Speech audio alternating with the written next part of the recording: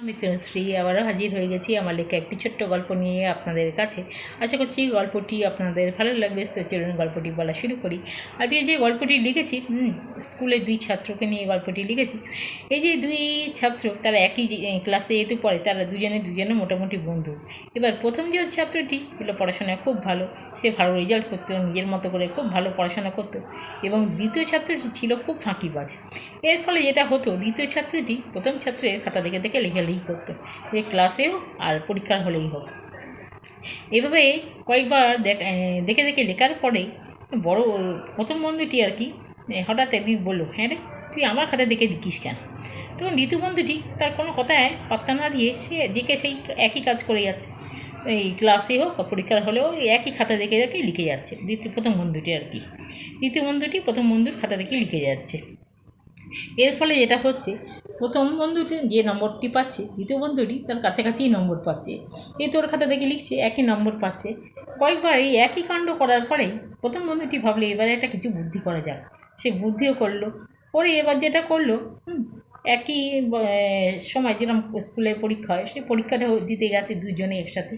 ওই একই কাজ দ্বিতীয় বন্ধুটিও প্রথম বন্ধুটির খাতা দেখে দেখে লিখলো। প্রথম বন্ধুও লিখেছে, দ্বিতীয় বন্ধুটিও প্রথম বন্ধুর খাতা দেখে দেখে লিখেছে।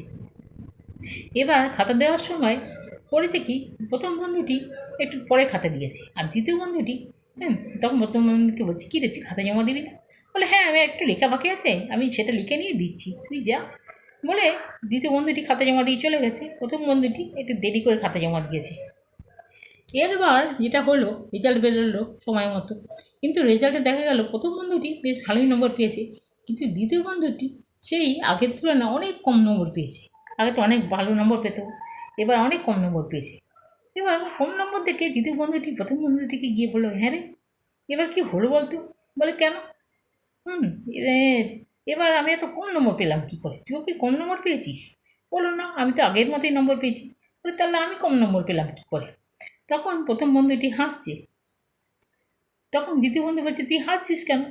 তখন প্রথম বন্ধুটি বলছে, তুই আমার খাতায় লিখে লিখে, আমার খাতা দেখে লিখে লিখে তোর একটা এমনই অভ্যেস হয়ে গেছে যে আমি ঠিক লিখি কি ভুল লিখি তুই সেটা বিচার না করে আমি যাই লিখি না কেন তুই সেটাই লিখছিস।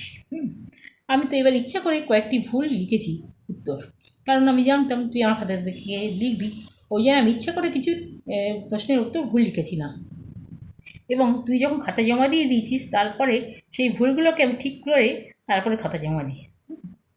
তাই আমি এবার যেরকম নম্বর পেয়েছি, তুই যেহেতু আমার উপর আমার খাতা দেখে দিয়ে লিখেছিস, আমার প্রথমেই লিখেছিস, ভুলগুলো দেখে দেখে লিখেছিস, তাই তোর নম্বর কম হয়েছে। তখন সে ব্যাপারটা বুঝতে পারলো। তারপর থেকে সে আবার নিজের মতো করে পড়াশোনা করতে শুরু করলো এবং সেও ভালো রেজাল্ট করতে শুরু করলো।